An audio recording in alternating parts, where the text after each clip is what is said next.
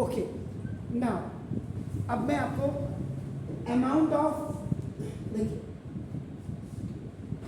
Amount of heat produced in a conductor.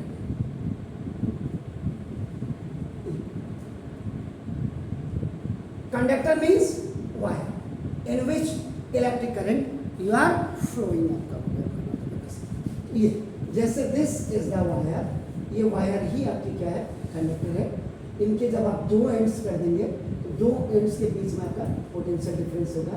when you आपका join और connect with this one, ये तो ये आपका बैटरी हो गई. आपका ना देखो बैटरी को आपका इसमें इलेक्ट्रिसिटी फ्लो कर रही है नहीं कर रही, ये इसकी से पता लग जाएगा. ये जब ये डॉट हो जाएगा इसमें इलेक्ट्रिक करंट आपका क्या कर रहा है, इसमें फ्लो कर रहा है आपका. सिंपल. तो this is the battery. Battery is a source to send the electricity आपका नाउ थ्रू दिस वायर आपका नाउ. इसका मतलब the amount of heat produce in a conductor. ये किन बातों पर आपका निर्भर करता है, इसको जो इस वायर में आप क्या कर रहे हैं, इलेक्ट्रिसिटी आपने फ्लो की और उसके बाद this wire becomes hot.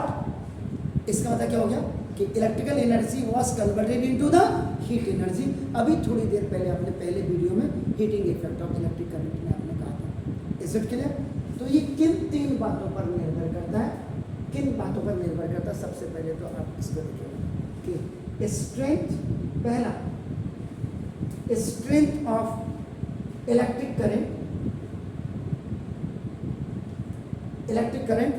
Flowing through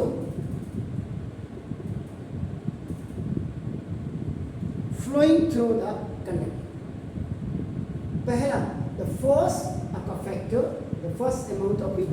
तो जो इलेक्ट्रिक करंट इसमें आप फ्लो कर रहे हैं, इसकी जो स्ट्रेंथ होती है इस कंडक्टर पे, ये डिपेंड करता है स्ट्रेंथ ऑफ इतनी इलेक्ट्रिक स्ट्रेंथ आपकी इलेक्ट्रिक करंट की स्ट्रेंथ. दूसरा second thing is the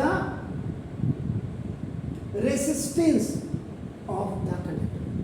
conductor की रेसिस्टेंस कितनी है आपका.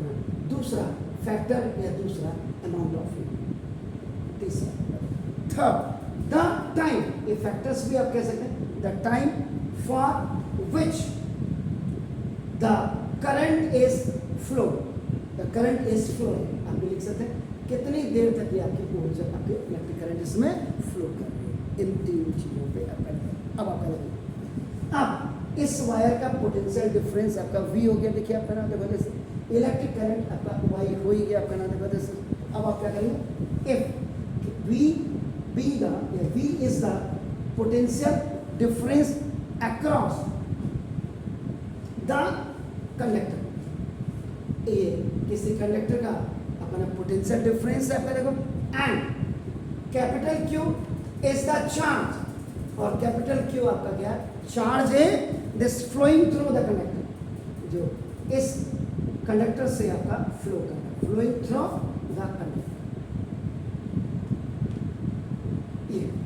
ये Q चार्ज आप इसमें आपका फ्लो कर रहे हैं, याद रखिएगा.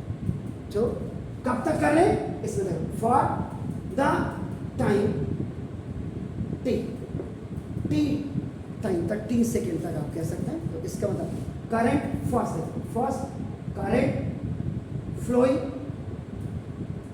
Through the conductor. तो कोई फॉर्मूला आपको पता है इसके लिए कौन सा यूज होगा, current flowing through the conductor में जिसमें चार्ज भी आता हो. Q is equal to I into T. इसका मतलब if you have to find out the I is equal आपका क्या होगा, Q by T. By cross multiplication में आपका ये quantity of charge is transferred in a conductor is the product of the electric current flowing through that conductor with how much time it's taking for flowing that. तो ये आपका, अब आप इसको लिखिए या इसको लिखो आपका, या इसको भी लिख दिया तो इससे पहले आप इसको लिख सकते थे I is equal to Q upon T. कोई दिक्कत नहीं. देखो इसको ऐसे कर दें, इसको ऐसे कर दें, ट्रांजैक्शन आपको बिल्कुल प्रॉपर हो जाए. अब जब आपने इसमें Q क्या है, is the charge flowing through the conductor. If W क्या कहते हैं इसको, W इज द या amount of work done, amount of work done आपका देखना इज कैरी Q, ये आपका देखना charge from one end to the another end, एक एंड से एक कोने से दूसरे कोने में, एक सिरे से दूसरे सिरे तक ले जा रहे हैं। तो V इज इक्वल टू आपका W अपॉन Q होता है। Potential difference is equal to work done upon quantity of charge transfer, इसको कहते हैं आपका। तो this W is equal to आपका V। तो देखो आपका पोटेंशियल डिफरेंस कभी आपका आगे देखो, इलेक्ट्रिक करंट का भी आगे देखो, क्वांटिटी ऑफ चार्ज ट्रांसफर पर टाइम आपका ये देखिए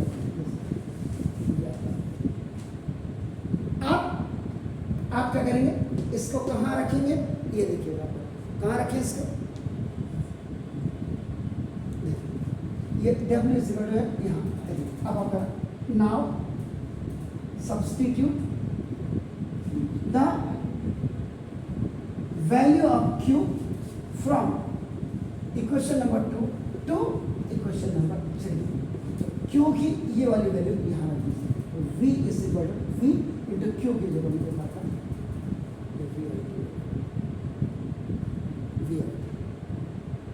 this is the fourth equation. अब आप by Ohm's law V is equal to क्या है, आया यही होता है सर, तो ये ओम्स लॉ है आपका। अब आपका now substitute the value of V in equation number 4। यहां से V की वैल्यू यहां W is equal to V की जगह में I इंटू R और इंटू IT। तो देखो W is equal to I जा I square RT, I square RT। यहाँ पे जो फॉर्मूला लगा x की पावर m इंटू एक्स की power n is equal to x की power m plus n, math वाले जो बच्चे होंगे देखो अपना उनको first law of exponent apply करना। तो ये i स्क्वायर आपका देखो RT आपका, और i इज इक्वल टू आपका v अपॉन r, ये तो आपका बाय आपका ओम्स लॉ, ओम्स लॉ में ही आपका v is equal to IR है, i is equal to v upon r हो सकता है, R is equal to V upon I हो सकता है।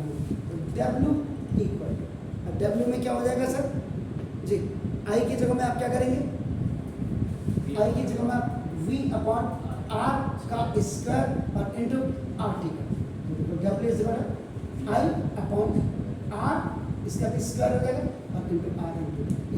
यहाँ पे आपका थर्ड एक्सपोनेंट लगा आपका किधर, ओ मैंने V लिखा था, ठीक है ना, okay thank you.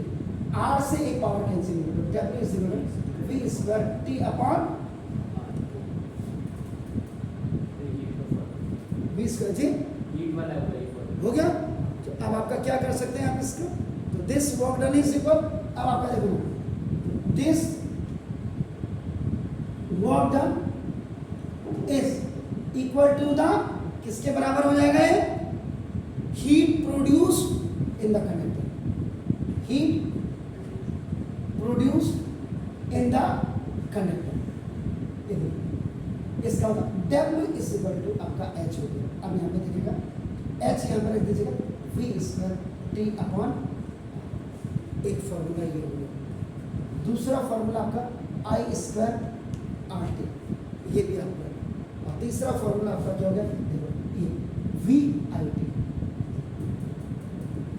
Heat produce किया आपके नाम, एक पहला फॉर्मूला, एक दूसरा फॉर्मूला और एक तीसरा formula. Is it clear, please do it, do it.